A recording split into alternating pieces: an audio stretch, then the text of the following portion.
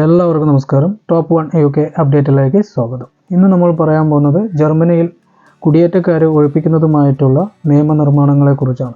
അനധികൃതമായി ജർമ്മനിയിലേക്ക് കടക്കാൻ ശ്രമിച്ച 16 ഇന്ത്യക്കാരെ ജർമ്മൻ ഫെഡറൽ പോലീസ് കസ്റ്റഡിയിലെടുത്തു.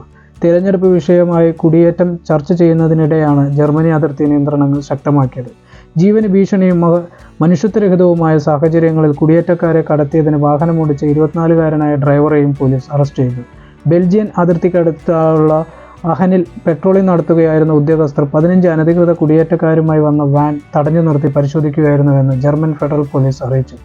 9 പേർക്ക് യാത്ര ചെയ്യാവുന്ന വാനിൽ കുത്തിത്തിരികയാണ് ആളുകളെ നിറച്ചിട്ടുള്ളത്. ഒട്ടേറെ പേർ വളരെ കഷ്ടപ്പെട്ടാണ് ആ വാനിൽ യാത്ര ചെയ്തുകൊണ്ടിരുന്നത്. 24-കാരനായ ഡ്രൈവറും 15 യാത്രക്കാരും ഇന്ത്യൻ പൗരന്മാരാണ്. ഇവരിൽ ആർക്കും സാധുവായ രേഖകൾ ഹാജരാക്കാൻ കഴിഞ്ഞില്ല. എവിടെയാണ് താമസിക്കുന്നതെന്ന് ചോദിച്ചപ്പോൾ താൻ ഫ്രാൻസിൽ നിയമപരമായ താമസക്കാരനാണെന്ന് ഡ്രൈവർ പറഞ്ഞു. ഫ്രഞ്ച് അധികൃതരുമായി നടത്തിയ പരിശോധനയിൽ ഇത് തെറ്റാണെന്നും തെളിഞ്ഞു. അറസ്റ്റിലായവരിൽ മലയാളികളും ഉൾപ്പെട്ടതായി സംശയിക്കുന്നു. 16 പേരെയും അടുത്തുള്ള പോലീസ് സ്റ്റേഷനിലേക്ക് കൊണ്ടുപോയി ചോദ്യം ചെയ്തു. ചോദ്യം ചെയ്യലിൽ ഡ്രൈവർ ഒരു യാത്രക്കാരിൽ നിന്നും €100 ഈടാക്കിയതായി പോലീസ് അറിഞ്ഞു.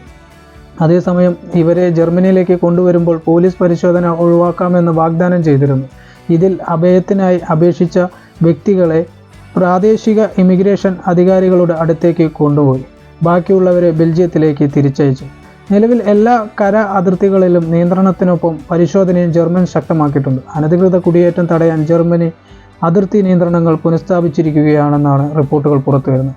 ഇതുപോലെയാണ് ഇപ്പോൾ പല രാജ്യങ്ങളിലും കുടിയേറ്റക്കാരെ ഒഴിപ്പിക്കുന്നതുമായി ബന്ധപ്പെട്ട് പല പ്രശ്നങ്ങളാണ് നടക്കുന്നത്. അനധികൃതമായി വരുന്നവരെയും അതല്ലാതെ നിയമപരമല്ലാത്ത രീതിയിൽ എന്തെങ്കിലും പ്രശ്നങ്ങൾ ഉണ്ടാക്കുന്നവരെയും എല്ലാം നാടുകടത്താനാണ് പല രാജ്യങ്ങളും തയ്യാറാകുന്നത്. അതുകൊണ്ട് തന്നെ വളരെ ശ്രദ്ധിച്ച് മുന്നോട്ട് പോവുക എന്ന് മാത്രം അറിയിച്ചുകൊണ്ട് ഈ വീഡിയോ നിങ്ങൾക്ക് ഇഷ്ടമായെങ്കിൽ ഷെയർ ചെയ്യുക. അതോടൊപ്പം നിങ്ങളുടെ അഭിപ്രായങ്ങൾ കമൻറ്റ് ചെയ്യുക.